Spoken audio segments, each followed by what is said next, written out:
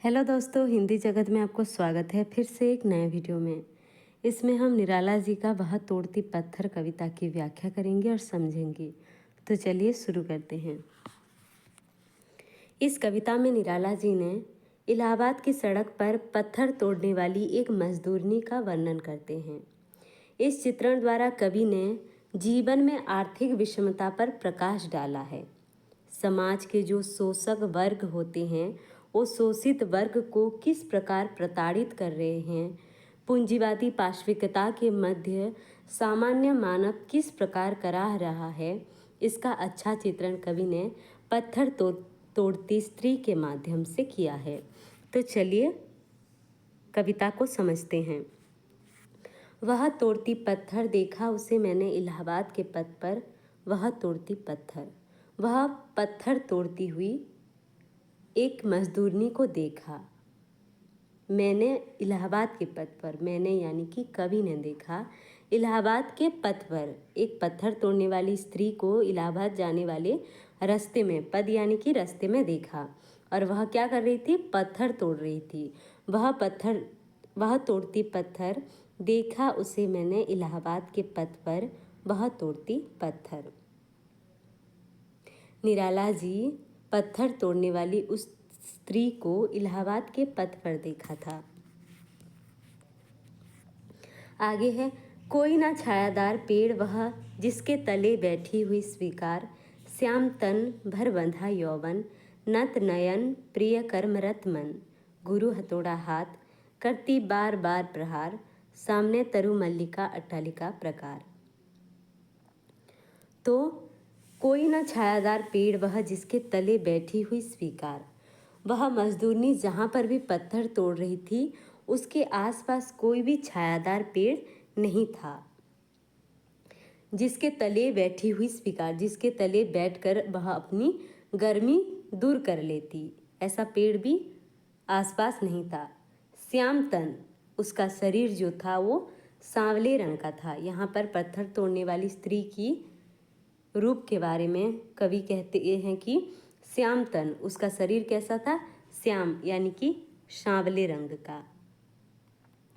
भर बंधा यौवन, भर यानी कि पूर्ण, बंधा यानी कि सुगठित, उसका यौवन कैसा था? पूर्ण रूप से सुगठित था।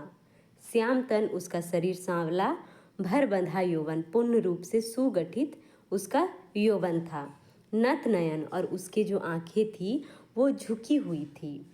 प्रिय कर्मरत मन, और उसका मन जो था वो प्रिय को प्रसन्न करने वाले काम में लगा हुआ था। उसका मन काम करने में लगा हुआ था, यानी कि वो अपने काम में डूबी हुई थी पूरी तरह। गुरु हथौड़ा हाथ करती बार बार प्रहार, सामने तरु मल्लिका अट्टालिका प्रकार। तो गुरु हथौड़ा हाथ, गुरु मतलब भारी, हथौड़ा मतलब यह जो मजदूरनी पकड़ी है इसे हथौड़ा कहते हैं, जिससे कि पत्थर तोड़े जाते हैं। गुरु हथौड़ा हाथ, उसके हाथ पर क्या है? गुरु हथौड़ा, यानी कि भारी भरकम हथौड़ा है। करती बार बार प्रहार, और उस हथौड़े के माध्यम से वह क्या कर रही है? बार बार प्रहार कर रही है। किस पर? पत्थर पर बार बार प्रहार कर रही है, क्योंकि वह पत्थर तोड़ रही है। सामने तरु मालिका अट्टालिका प्रकार, और उस पत्थर तोड़ने वाली स्त्री के सामने क्या है? तरु मालिका, यानी कि तरु यानी कि वृक्ष, पेड़ों की एक कतार है, पेड़ों की एक लाइन है। तरु मालिका यानी कि पेड़ों की एक लाइन है। अट्टालिका प्रकार, अट्टालिका मतलब ऊंचे ऊंचे भवन हैं, ऊंचे ऊंचे भवन हैं। और प्राकार, प्राकार यानी कि चार दीवारी है।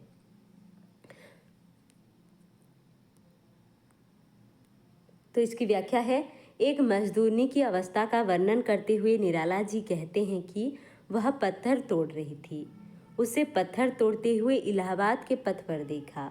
वहाँ कोई भी छायादार पेड़ नहीं था जिसके नीचे बैठकर वह अपनी गर्मी को दूर कर लेती, यानी कि जो पत्थर तोड़ रही थी वह महिला के पास कोई भी छायादार पेड़ नहीं था जिससे कि वह अपनी थोड़ी सी गर्मी दूर कर लेती। और वह कहाँ पर पत्थर तोड़ रही थी? इलाहाबाद के पथ पर, यानी कि इलाहाबाद के रास्ते पर।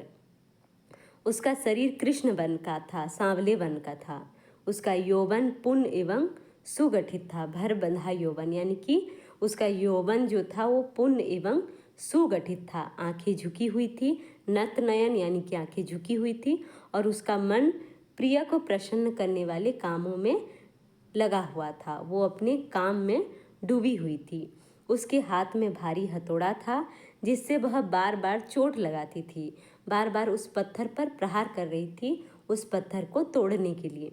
उसके सामने वृक्षों के समूह, अट्टालिकाएं और ऊंचे ऊंचे महल थे और चारदीवारी। आगे है, चढ़ रही थी धूप, गर्मियों के दिन, दिवा का तमतमाता रूप, उठी झुलसाती हुई लू, रुई ज्यों जलती हुई भू, गर्द चिंगी छा गई, प्राय हुई दोपहर, वह तोड़ती पत्थर।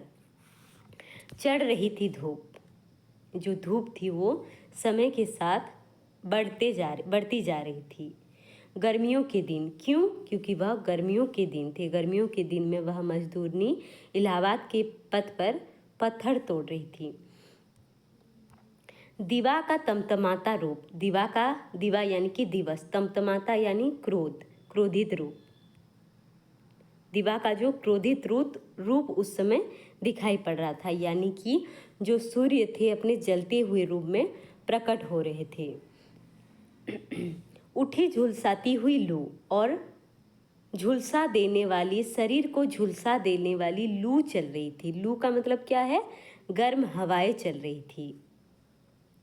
गर्मी का दिन था, इसीलिए झुलसा देने वाली लू चल रही थी। रुई ज्यों जलती हुई भू, भू यानी कि धरा, पृथ्वी, जो पृथ्वी है वह किस तरह जल रही थी? रुई के समान जल रही थी। रुई ज्यों जलती हुई भू, भू यानी कि जो धरा पृष्ठ है, गर्मी के कारण सूरज अपने जलते हुए रूप में प्रकट हुए हैं, तो उस समय जो पृथ्वी थी, धरा थी, वो रुई के समान जल रही थी। गर्द चिंगी छा गई, प्राय हुई दोपहरी, और चारों ओर जो दर्द रूपी चिंगारी जो है वो चारों ओर छाई हुई थी। गर्द चिंगी छा गई यानी कि धूलकण जो है वो चिंगारी की तरह चारों ओर छाई हुई थी। प्राय हुई दोपहर, वह तोड़ती पत्थर, पत्थर तोड़ते तोड़ते उसे दोपहर हो गई थी, यानी कि दोपहर हो गई थी। इसकी व्याख्या है, धूप पड़ रही थी, गर्मियों के दिन थे, इसीलिए बहुत ही ज़्यादा धूप पड़ रही थी। सूर्य अपने जलते हुए रूप में प्रकट हो रहा था और झुलसाती हुई लू चल रही थी, यानी कि गर्म हवाएं चल रही थी, क्योंकि गर्मियों के दिन थे, जिससे रुई के समान पृथ्वी जल रही थी। यह भी प्रश्न पूछा जाता है कि जो पृथ्वी है वह किस तरह जल रही थी? रुई के समान जल रही थी। उसकी दर्द रूपी चिंगारी चारों ओर छा रही थी। उसे पत्थर तोड़ते तोड़ते लगभग दोपहर हो गई थी। यह भी प्रश्न पूछा जा सकता है कि मजदूरनी पत्थर तोड़ते तोड़ते उसे कितना समय हो गया था? दोपहर हो गई थी। आगे है, देखते देखा मुझे तो एक बार, उस भवन की ओर देखा छिन्न तार, देख कर कोई नहीं, देखा मुझे उस दृष्टि से जो मार खा रोई नहीं, सजा सहज सितार, सुनी मैंने वह नहीं थी जो सुनी झंकार। एक क्षण के बाद ढुलक माथे से गिरे सिकर, एक क्षण के बाद वह कांपी सुघर, ढुलक माथे से गिरे सिकर, लीन होते कर मैं फिर, ज्यों कहा मैं तोड़ती पत्थर। देखते देखा मुझे तो एक बार, कवि निराला मजदूरनी को देख रहे थे। कवि के देखने को उस मजदूरनी ने देख लिया। देखते देखा मुझे तो एक बार, सबसे पहले तो कवि जो देख रहे थे, कवि के देखने को मजदूरनी देख लेती है। देखते देखा मुझे तो एक बार, उसके बाद जो मजदूरनी है वह मुझे तो एक बार, देखा मुझे तो एक बार, यानी कि कवि की ओर वह मजदूरनी एक बार देखती है। उस भवन की ओर देखा छिन्न तार, उसके बाद उसके सामने जो ऊंचे ऊंचे भवन थे उसकी ओर एक बार देखी। उस भवन की ओर देखा छिन्न तार, उसके बाद क्या हुआ? उस भवन की ओर एक बार छिन्न तार हुए, मतलब उस भवन की ओर एक बार देखा और उसके बाद अपने छिन्न तार हुए वस्त्रों की ओर देखा, अपनी दयनीय दशा को एक बार देखी। देखकर कोई नहीं देखा मुझे उस दृष्टि से, यानी कि जो भवन है वहाँ पर देखा, वहाँ पर कवि के अलावा और कोई भी नहीं था। देखा, देखकर कोई ने देखा मुझे उस दृष्टि से, यह देखकर कि कोई और वहाँ नहीं है कवि के अलावा, मुझे उसने इस प्रकार की कातर दृष्टि से देखा। जैसे कि जो मार खा रोई नहीं, यानी कि किसी को बहुत मारने पर भी जो रोती नहीं, अपनी पीड़ा को दबा लेती है, उसी प्रकार वह मजदूरनी भी दर्द में है लेकिन वह रो नहीं रही है। जो मार खा रोई नहीं, उसकी दृष्टि में क्या थी, ऐसी भावना थी जिसे कि उसे कोई बहुत ज़्यादा मार रहा हो लेकिन फिर भी वह अपनी पीड़ा को व्यक्त नहीं कर रही है। सजा सहज सितार सुनी मैंने, वह नहीं थी जो सुनी झंकार। यानी कि कवि कहते हैं कि उसकी जो कातर दृष्टि है, उसकी कातर दृष्टि से ऐसी झंकार कभी नहीं सुनी। सुनी मैंने कभी, सुनी मैंने वह नहीं थी जो सुनी झंकार। ऐसी झंकार कभी भी कवि ने नहीं सुनी थी जो कि उसके कातर दृष्टि ने उसे कवि को सुना दिया था। सुनी मैंने वह नहीं थी जो सुनी झंकार, यानी कि जो कवि हैं वो ऐसी झंकार कभी भी नहीं सुने थे जैसी झंकार उसकी कातर दृष्टि कवि को सुना गई थी। एक क्षण के बाद वह कांपी, एक क्षण यानी कि कुछ समय के बाद वह कांपी, यानी कि वह सिहर उठी। ढुलक माथे से गिरे शिकर, लीन होते कर्म में फिर ज्यों का मैं तोड़ती पत्थर। एक क्षण के बाद अपने कार्य में कुशल वह मजदूरनी कांप उठी। एक क्षण यानी कि कुछ एक समय के बाद वह कांपी, वह सिहर उठी और फिर क्या हुआ, ढुलक माथे से गिरे शिकर, और उसके माथे पर से पसीने की, शिकर मतलब पसीना, उसके माथे से एक पसीने की बूंदें जो है वो नीचे गिर जाती है। मानो पसीने के माध्यम से उसने कहा कि फिर अपने काम में लीन होते या अपने काम में डूब गई और जैसे कहा कि मैं तोड़ती पत्थर। इसकी व्याख्या है, मैं उसकी ओर देख रहा था, यानी कि कवि जो है वो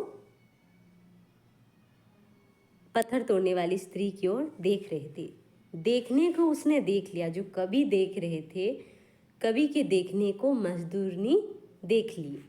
एक बार उसने मुझे देखा, यानी कि कवि को देखा, एक बार उस भवन की ओर देखा, एक बार कवि की ओर देखा, उसके तुरंत बाद भवन की ओर देखा जो उसके सामने थी। एक बार छिन्न तार हुए अपने वस्त्रों की ओर देखा, अपनी वस्त्रों की ओर, अपनी दयनीय दशा को देखा। यह देख कर कि कोई और वहाँ तो नहीं है, मुझे उसने उस कातर दृष्टि से देखा, लेखक को उस कातर दृष्टि से देखा जैसे कोई मार खाने पर भी ना रोए। वो मजदूरनी जो है वो उसी कातर दृष्टि से कवि की ओर देखती है जैसे कि वह मार खाने पर भी नहीं रो रही है। उस समय उसकी दृष्टि में जो कातरता होती है वैसी ही कातरता उसकी दृष्टि में भी थी। मैंने सजे हुए सितार पर भी वैसी मर्मांतक झंकार कभी नहीं सुनी। यानी कि कवि कह रहे हैं कि मैंने सजे हुए सितार, यानी कि सितार पर भी मैंने ऐसी मर्मांतक झंकार, यानी कि ऐसा सुंदर स्वर, इतना मधुर स्वर कभी भी नहीं सुनी है जैसी झंकार उसके कातर दृष्टि मुझे सुना गई। यानी कि जो सजा सहज सितार, यानी कि जो सजे हुए सितार, यानी कि सितार पर जिस प्रकार की झंकार सुनाई देती है उस प्रकार की झंकार, उससे भी अच्छी झंकार जो है, सुंदर झंकार जो है उसकी कातर दृष्टि ने सुना दी, जैसी झंकार उसकी कातर दृष्टि सुना गई। एवं एक क्षण के बाद अपने कार्य में कुशल वह मजदूरनी कांप उठी और उसके माथे से पसीने की बूंदें ढलक हो गया है, ढुलक कर नीचे गिर गई। मानो उस पसीने के माध्यम से उसने अपने काम में लीन होते हुए, लोन हो गया है, अपने लीन होते हुए कह दिया कि मैं पत्थर तोड़ रही हूँ।